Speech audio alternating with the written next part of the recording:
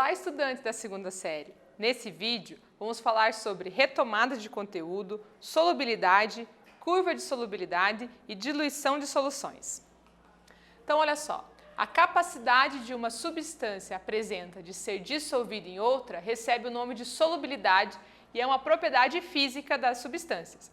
Quando eu faço alterações na quantidade do solvente, na temperatura ou na pressão, eu estou mudando a capacidade e a quantidade que eu posso colocar de soluto em um determinado solvente. Aqui a gente tem um exemplo de solução, onde o solvente é o café e o soluto é o açúcar que está sendo adicionado ali.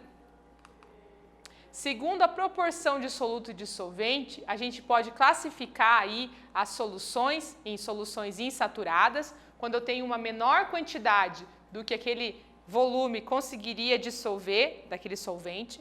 Eu tenho soluções saturadas, quando eu alcanço esse limite, ou seja, eu coloquei o máximo que eu poderia colocar de soluto num determinado volume de solvente.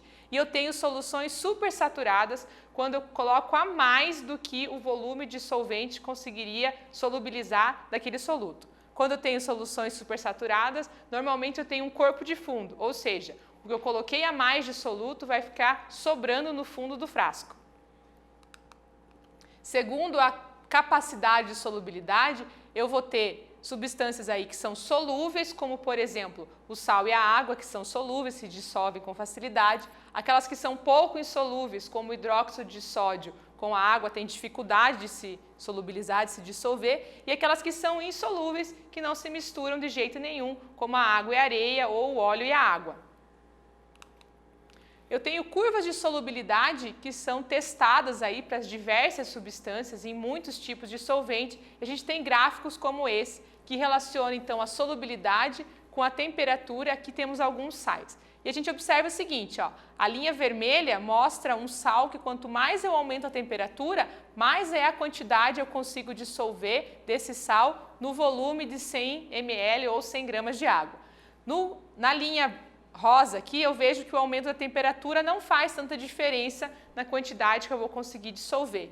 E, por exemplo, a linha em azul aqui embaixo, mais clarinha, vai mostrando que o aumento da temperatura diminui a quantidade que eu consigo dissolver daquele determinado sal ali que mostra na linha azul. Para calcular o coeficiente de solubilidade, a gente relaciona essa expressão aqui, ó. Então, CS para coeficiente de solubilidade é igual M1, que é a massa do soluto, e o M2 é a massa do solvente, multiplicado aqui por 100. Ou você pode estar usando uma regra de 3 para fazer a comparação, se você tem o dado lá do coeficiente, quanto você vai colocar de soluto, qual é a quantidade de solvente que você vai estar usando, por exemplo. A regra de 3 sempre ajuda. Vamos falar de diluição também. Para fazer a diluição, você parte de uma solução mais concentrada e forma uma solução mais diluída. No laboratório, você tem uma solução, às vezes chamada de solução estoque, que tem uma concentração grande. Você faz o cálculo, retira uma quantidade dela aqui, passa por o balão volumétrico, completa o volume com o solvente e você tem uma solução diluída. No nosso dia a dia, a gente sempre faz diluição quando a gente adiciona mais solvente para uma solução que já está pronta. Por exemplo, eu tenho um suco concentrado, coloco mais água, estou diluindo aquele suco, ele fica com o sabor mais fraco. Para calcular, a gente pode fazer C1, V1, C2, V2, considerando concentração comum lá em gramas por litros. E a gente nota aqui que a massa do soluto permanece sempre a mesma, o que vai mudar é a concentração e o volume.